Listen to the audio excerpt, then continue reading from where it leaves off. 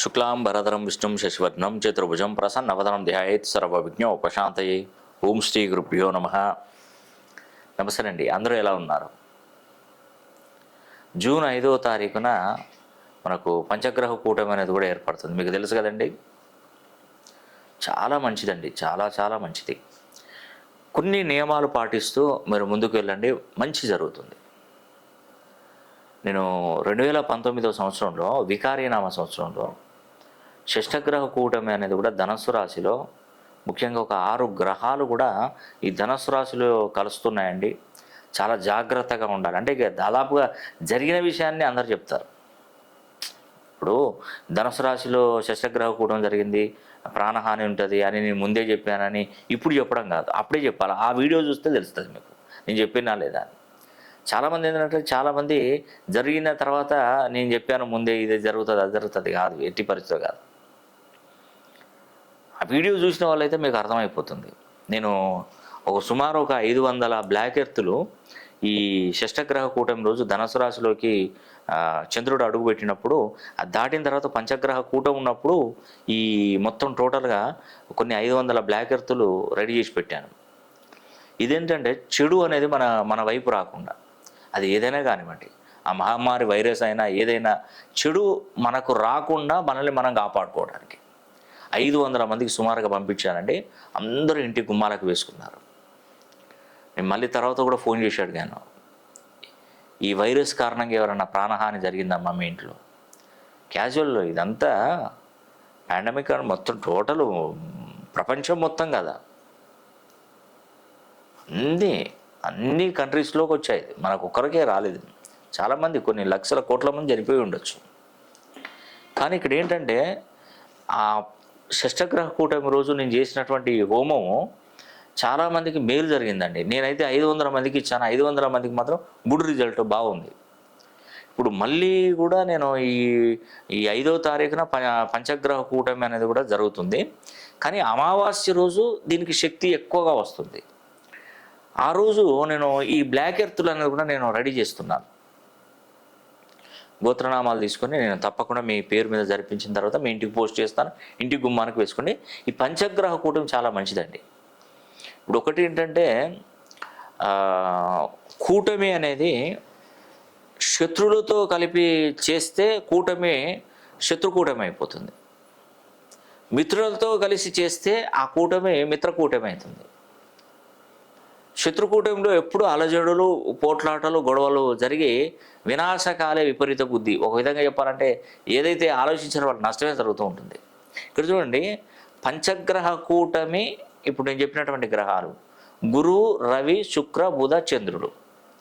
దీనిలో ఏ గ్రహానికి ఏ గ్రహం పెద్దగా మోస్తరుగా శత్రుత్వం అయితే లేదు.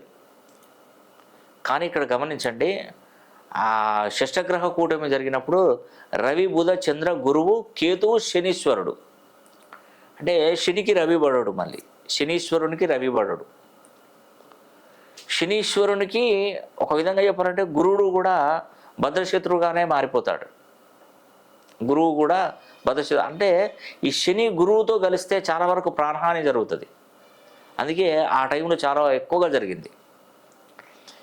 ఆ పంచగ్రహ కూటమి ఇప్పుడు ఈ పంచగ్రహ కూటమి ఈ 6వ తారీఖు జూన్ 5, 6, 7 తారీఖున జరిగేటువంటి పంచగ్రహ కూటమి మంచి మేలు జరిగిస్తుంది. కానీ ఇక్కడ ఏంటంటే, ఆ పంచగ్రహ కూటమి రోజు నేను చెప్పేది ఏంటంటే, ఎప్పుడు కూడా పాజిటివ్గానే స్పందించాలి. మీరు నెగిటివ్ అనేది చేయకూడదు. ఆ రోజు ఆలోచించడం కానీ వ్యక్తిగతంగా నేను జరగబోయేటి కొంతమంది ముందే చెప్తుంటారు, ఈయనకు ప్రమాదం జరుగుతుంది, ఇతను నష్టపోతారు, ఇతను ఎగ్జామ్ పాస్ కాడు, ఇట్లా రకరకాలుగా చెప్తుంటారు. ఈ 3 రోజులు కొంచెం జాగ్రత్తగా ఉండాలి. ఎందుకంటే ఇంట్లో నుంచి బయటికి అసలు వెళ్ళకూడదని నేను అంటున్నాను. దూర ప్రయాణాలు చేయకూడదు. ఒకవేళ దూర ప్రయాణాలలో చేయవలసి వస్తే మీ కుటుంబ పెద్దలతో ఒక మాట తీసుకోవాలి. అదేంటంటే, అమ్మ నేను బయటికి వెళ్తున్నాను, మళ్ళీ తిరిగి వస్తా, నేను మళ్ళీ వస్తా, తిరిగి వస్తా, మళ్ళీ బయటికి వెళ్తున్నాను, మళ్ళీ త్వరగానే వచ్చేస్తా, ఇట్లా ఒక మాట అక్కడ చెప్పి వెళ్ళాలి. చెప్పి వెళ్ళకుండా గనక బయటికి వెళ్తే అది మీకు నష్టానికి దారితీస్తుంది. ఈ పంచగ్రహ కూటమి జరుగుతున్నప్పుడు ఇవన్నీ కూడా తాళపత్ర రహస్యాలండి. నా దగ్గర అతి పురాతనమైనటువంటి తాళపత్రాలు చాలా ఉన్నాయి. చాలా అంటే కొన్ని వేలలో ఉంటాయి నా దగ్గర తాళపత్రాలు. ఇది మా గురువుగారు మాకు అందించినటువంటి విద్య అండి. తాళపత్రాలు ఎన్నో, కొన్ని వేలు ఉన్నాయి నా దగ్గర. 1, 2, 3 కాదండి, వేల పత్రాలు ఉన్నాయి. అందుకే నేను ప్రతి ఒక్కరిది మన కుటుంబ సభ్యుల వలె ప్రతిదీ పరిశీలన చేస్తాను. నేను చూసేది కూడా అన్ని విధాలుగా చూస్తాను. నేమాలజీ చూస్తాను, గ్రాఫాలజీ, సిగ్నేచరాలజీ, ప్రోనాలజీ. ఇది న్యూమరాలజీలో ఒక పార్ట్. ఇది ఆస్ట్రాలజీలో ప్రశ్నాశాస్త్రం, హస్తరేఖలు, గవ్వలు, తాళపత్ర గ్రంథాలు. జ్యోతిష్య శాస్త్ర ప్రకారం ఇవన్నీ చూస్తాను. ఈ రెండింటిని మెర్జ్ చేస్తాను, కలుపుతాను మొత్తం. ఎవరిని తక్కువగా చూడను, ఏ గ్రహాన్ని తక్కువ చూడను. ప్రతి గ్రహం పనిచేస్తూనే ఉంటుంది, దాని యొక్క పవర్ చూపెడుతూనే ఉంటుంది. అయ్యో ఈ గ్రహం చాలా పవర్లెస్ కదా, ఇప్పుడు ఇతని జాతకంలో ఆ గ్రహం యొక్క ప్రాముఖ్యత లేదు కదా అని దాన్ని వదిలిపెట్టద్దు. చిన్న పామైనా పెద్ద కర్రతో కొట్టాలన్నారు. అది ఏదైనా కానీ అది విషమే.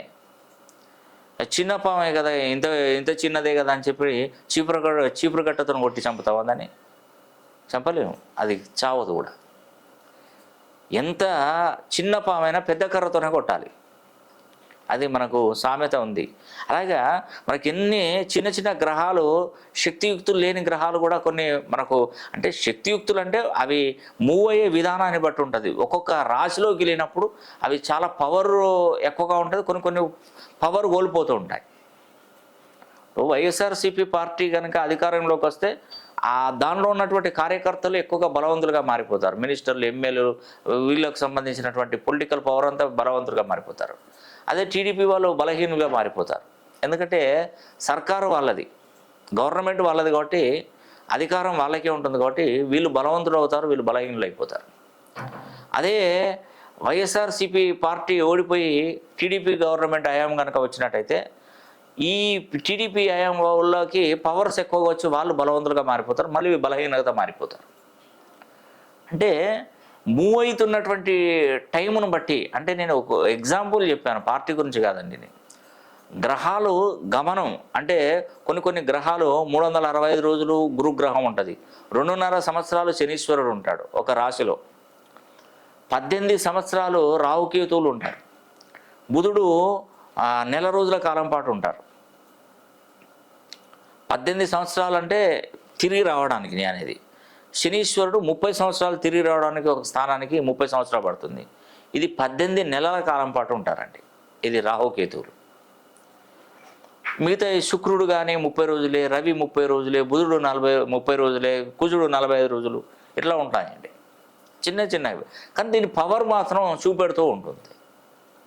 అందుకే మానవ జీవితంలో నేను చెప్పేది ఏంటంటే మనం నచ్చినట్టుగా బ్రతకవచ్చు, తప్పులేదు దాంట్లో. కానీ ఇక్కడ ఏంటంటే మెయిన్గా ఏంటంటే గ్రహాల యొక్క గమనాన్ని చూస్తూ మనం ముందుకు వెళ్ళాలి. మనకు బ్యాడ్ టైం నడిచినప్పుడే వ్యాపారాలు పెడతారు, నష్టపోతారు. ఆ తర్వాత వచ్చి మీరు చెప్పిన వ్యాపారం పెట్టుకున్నామంటే నష్టపోయామంటారు. ఒక అతనికి అదే చెప్పాను, నీకు ఫుడ్ బిజినెస్ అయితే బాగా నడుస్తుంది అని చెప్పాను. సార్ నేను ఫుడ్ బిజినెస్లోనే కోట్లు నష్టపోయాను సార్ అన్నాడు. నేను అతనికి విషయం చెప్పాను, నువ్వు బ్యాడ్ టైంలో పెట్టావు, నువ్వు బ్యాడ్ టైంలో పెడితే నష్టపోకుండా ఏముంటుంది, రైట్ టైంలో అడుగు పెట్టాలి. ఎప్పుడైనా ఏదైనా వ్యాపారాలు పెడితే కొందరికి సక్సెస్ అవ్వడం, కొందరికి ఫెయిల్ అయిపోవడం ఎందుకు జరుగుతాయండి? వాళ్ళ బలాబలాలు బ్యాడ్ టైం, రైట్ టైం ఉంటుంది. ఇప్పుడు ఇల్లు కట్టుకోవాలి, అందరు కట్టుకుంటారు ఇల్లు. కొందరు ఇల్లు కట్టుకొని జీవితకాలం దానిలో నివసిస్తే కొందరు కొద్ది రోజులకే ఇల్లు అమ్మేస్తారు.